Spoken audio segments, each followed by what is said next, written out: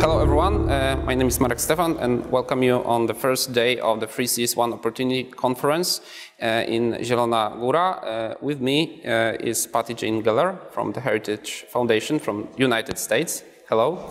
Hey, thanks for having me. And in this short conversation I want to focus on the nuclear deterrence on the eastern flank. Especially in the current situation around Ukraine, around the eastern flank of NATO, we have a real threats from the Russian side. The Putin, Lavrov, they stress that they maybe Russia decided to use the nukes. For example, when war on Ukraine, in the conventional war of Ukraine, it comes to the bad solution, yes, for Russia.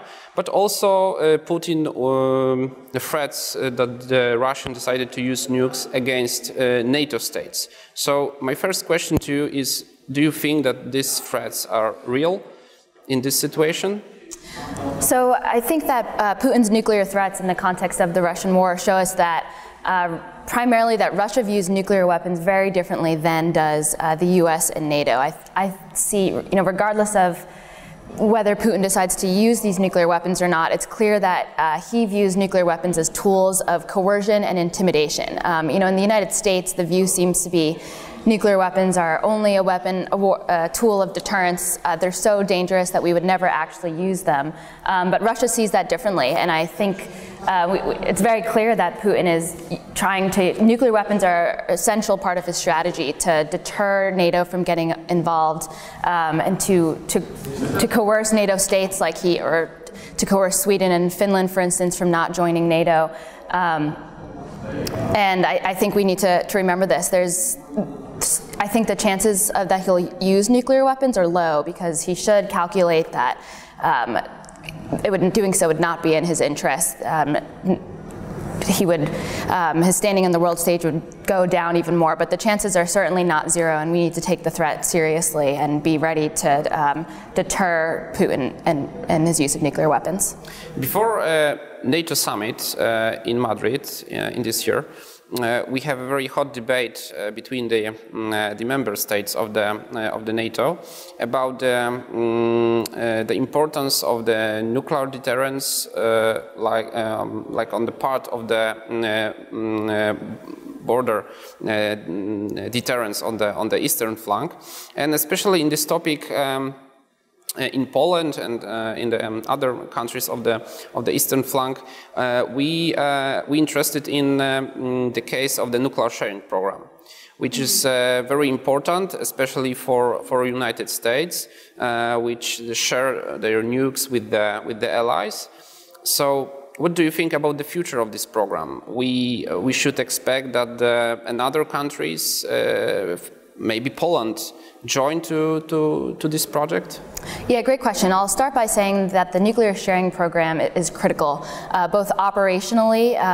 It's to have nuclear weapons forward deployed in Europe, tactical nuclear weapons, signals very clearly to Russia that we have a proportional response ready to go should Russia threaten the use of a tactical nuclear weapon in Europe. It's also very critical politically. It's, for the alliance, NATO, each NATO state gets to take part in nuclear deterrence. I know that nuclear states all have to work together to discuss nuclear readiness and nuclear threats, and that I think bolsters the U.S. extended deterrence, the nuclear umbrella, and again signals to Russia NATO unity. And so yes, I think it's great that you bring up the future of the nuclear sharing agreement and maybe including Poland. I think we do need to take a close look at adjusting our nuclear posture in Europe. I don't know if that means deploying more gravity bombs in other states like Poland, or maybe we might need to consider that. We might need to consider going back to deploying ground-launched nuclear missiles in Europe that we had gotten rid of during the Cold War, or even sea-launched, sea-based nuclear weapons in the region. And the main reason for that is not just the threats that the nuclear threats that Putin is making and the worry that he'll deploy nuclear weapons. So we have to remember there's a huge numeric disparity in NATO and Russian nuclear weapons. Russia has over 2,000 of these non-strategic tactical nuclear weapons that would be used on a European battlefield. We only have about 100 of the gravity bombs deployed in Europe, and we do need to begin discussions, I think, within NATO to bolster that nuclear posture.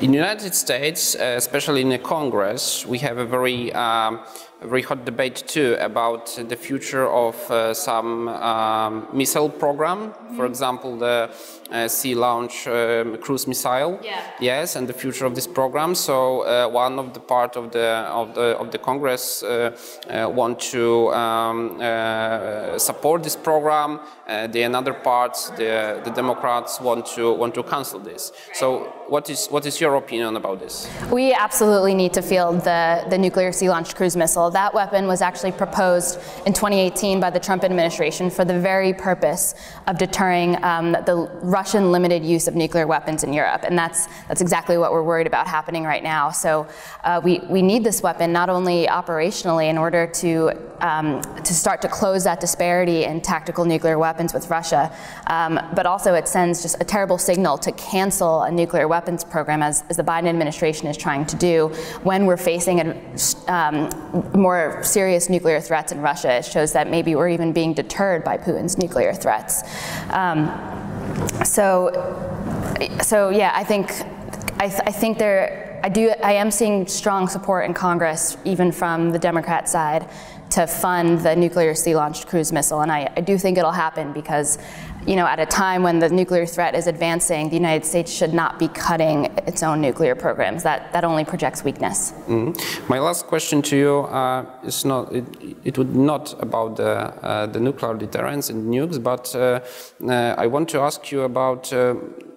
What do you think, how United States want to manage this strategic situation when in the same time in different parts of the Eurasia, in the eastern flank, United States want to deploy more troops to deter Russia, and in the same time we have we see that the Pentagon and the United States government want to increase their military ability and military presence in the Indo-Pacific. So this is a completely different theaters, completely different challenges, and completely different needs from the military point of view. Right. So what is your point of view about this?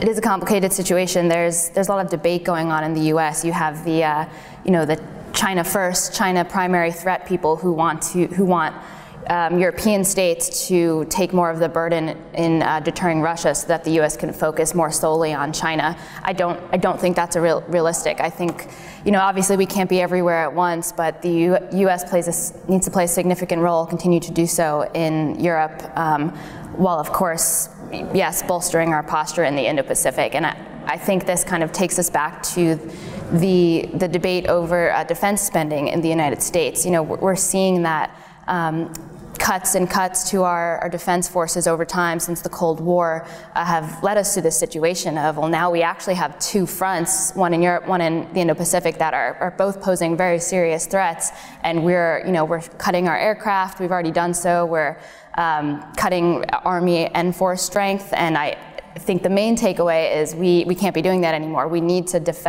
invest in our defense that is reflective of the threat and not of a dollar amount that the administration wants to spend. So I think that the best conclusion of our conversation would be that the United States need credible allies, especially in Europe, in this theater.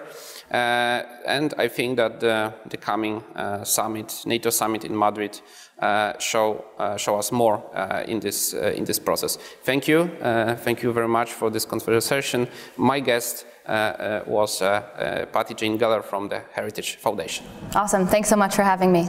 Thank you.